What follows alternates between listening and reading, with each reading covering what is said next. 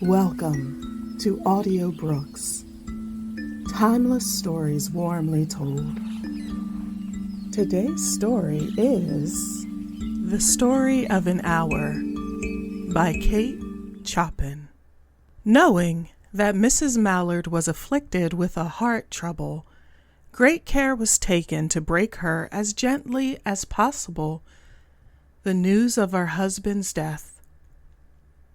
It was her sister Josephine who told her, in broken sentences, veiled hints that revealed in half-concealing.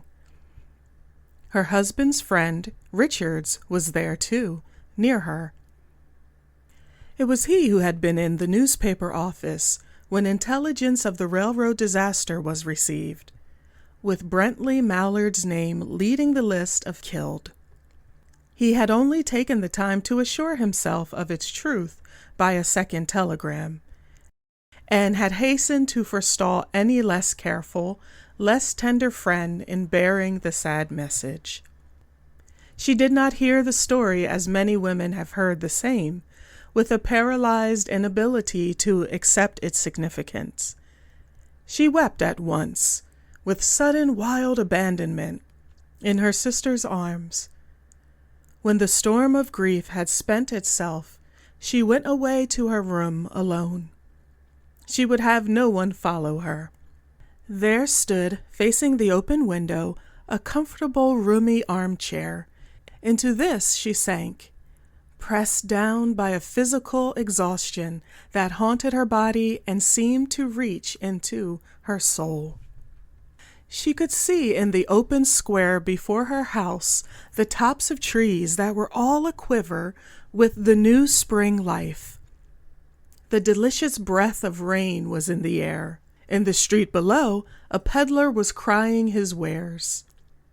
The notes of a distant song, which someone was singing, reached her faintly, and countless sparrows were twittering in the eaves. There were patches of blue sky showing here and there through the clouds that had met and piled one above the other in the west facing her window. She sat with her head thrown back upon the cushion of the chair, quite motionless, except when a sob came up into her throat and shook her, as a child who has cried itself to sleep continues to sob in its dreams. She was young, with a fair, calm face, whose lines bespoke repression and even a certain strength. But now there was a dull stare in her eyes, whose gaze was fixed away off yonder, on one of those patches of blue sky. It was not a glance of reflection, but rather indicated a suspension of intelligent thought. There was something coming to her, and she was waiting for it. Fearfully. What was it? She did not know. It was too subtle and elusive to name, but she felt it, creeping out of the sky, reaching toward her through the sounds, the scents, the colors that filled the air. Now her bosom rose and fell tumultuously. She was beginning to recognize this thing that was approaching to possess her. She was striving to beat it back with her will, as powerless as her two white slender hands would have been.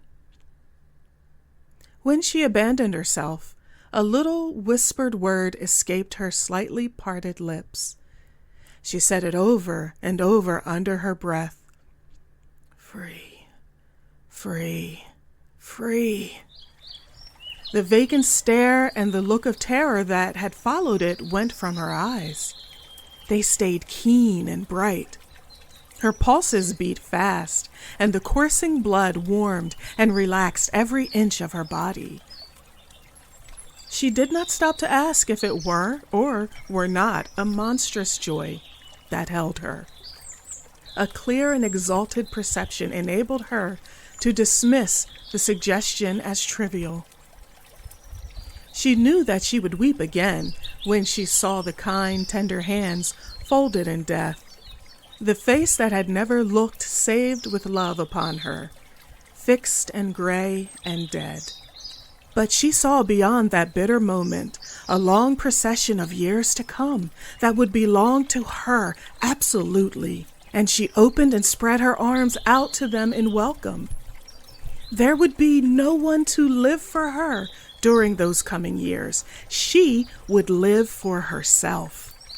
There would be no powerful will bending hers in that blind persistence with which men and women believe they have a right to impose a private will upon a fellow creature. A kind intention or a cruel intention made the act seem no less a crime. As she looked upon it in that brief moment of illumination, and yet she had loved him. Sometimes. Often she had not. What did it matter? What could love, the unsolved mystery, count for in face of this possession of self-assertion, which she suddenly recognized as the strongest impulse of her being? Free, body and soul free, she kept whispering. Josephine was kneeling before the closed door with her lips to the keyhole, imploring for admission. Louise, open the door. I beg, open the door. You will make yourself ill. What are you doing, Louise? For heaven's sake, open the door. Go away. I am not making myself ill. No. She was drinking in a very elixir of life through that open window. Her fancy was running riot along those days ahead of her. Spring days and summer days and all sorts of days that would be her own. She breathed a quick prayer that life might be long. It was only yesterday that she thought with a shudder that life might be long. She arose at length and opened the door to her sister's importunities. There was a feverish triumph in her eyes, and she carried herself unwittingly like a goddess of victory. She clasped her sister's waist, and together they descended the stairs. Richard stood waiting for them at the bottom. Someone was opening the front door with a latchkey. It was Louise Mallard who entered, a little travel-stained, composedly carrying his gripsack and umbrella. He had been far from the scene of the accident and did not even know there had been one. He stood amazed at Josephine's piercing cry, at Richard's quick motion to screen him from the view of his wife. But Richard's was too late. When the doctors came, they said she had died of heart disease, of the joy that kills. The Story of an Hour by Kate Chopin. Subscribe and hit the bell for new stories every Tuesday. Again, welcome to Audiobooks. We're glad you're here.